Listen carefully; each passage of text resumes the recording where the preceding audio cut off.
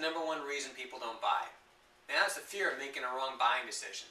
I faced this recently. In fact, we lost our power here a few weeks ago. I live in New Hampshire, and we had this really bad windstorm, and power went out.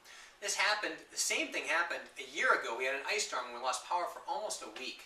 We lived in a hotel because we didn't have any means of power at our home.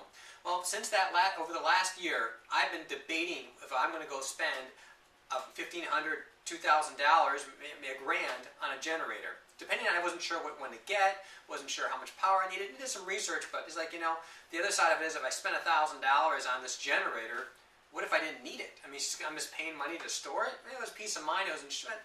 It still was $1,000.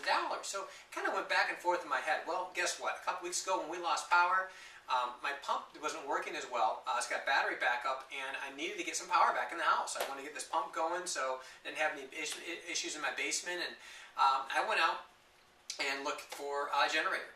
And guess what? Everyone was sold out. There was none left anywhere. And so consequently, I ended up finding a rental place in town that had some generators for sale. And let me tell you something, they weren't giving them away. I knew it wasn't a good deal. I knew it wasn't.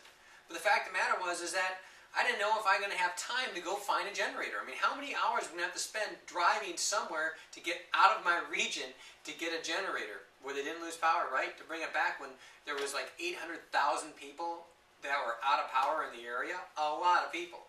So I spent the $1,600 on this generator. I know I spent more money than I needed to. Not only that, I got it home, hooked it up, and we got ready to get everything going, and the power came back on, which I was thankful for. But I tell you, I still kind of wonder, should I have bought in that generator? It's sitting in my garage. I haven't used it since. It cost me $1,600. So I'm going to keep it. It's an insurance policy, so and it's a good one. I did some research on what, at least know what I was going to buy, and so I knew when I found it, this generator with a Honda engine was a decent one, and I even called my father-in-law, who's a builder, just to verify. And I know I spent a few $100s more than I needed to, but I didn't have a choice. So that's the stuff, and the reason I spread this is what our customers go through. They go through the same process. They don't want to make the wrong choice. So here's the tool, the vehicle that you can use to lower risk. It's offer a guarantee.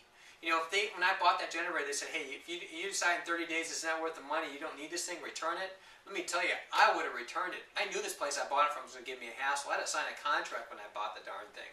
But had they given me a guarantee, I would have just totally I would have been there. I would have bought it, no questions asked. I mean, I still kept it, but it's just that peace of mind to know that my decision was going to be solid, and that if I changed my mind, you know, things were going to be good. It's so interesting because so many companies that offer guarantees today, the percentage of business that people that they have to return something or handle a problem is so low because they usually offer something they can stand behind.